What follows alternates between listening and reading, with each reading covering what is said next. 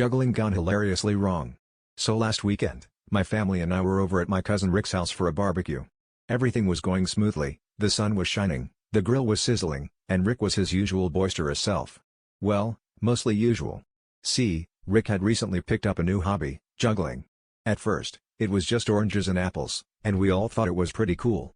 You know, the kind of thing that makes you nod and go, huh, neat. But then, as the afternoon wore on, Rick's juggling act started getting a little unconventional. It all began when Rick decided that juggling 3 oranges was too easy.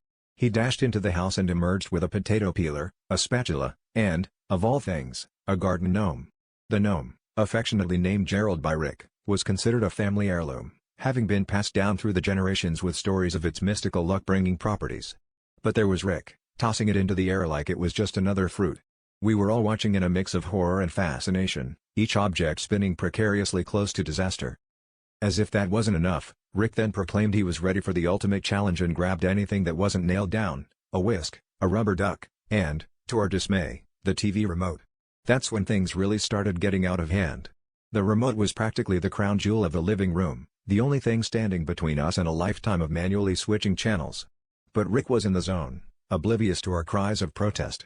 The whisk flew past my aunt's head, the rubber duck landed in the coleslaw, and Gerald the gnome, well, he took a tumble right into the potato salad. After the dust settled and Rick finally stopped his circus act, we all sat there in stunned silence, surveying the wreckage. Gerald was retrieved from the salad, slightly worse for wear but still smiling serenely. The remote, however, was nowhere to be found. We searched high and low, but it was as if it had vanished into thin air.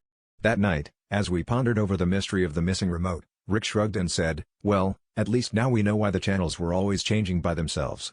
It was the only way the remote could escape."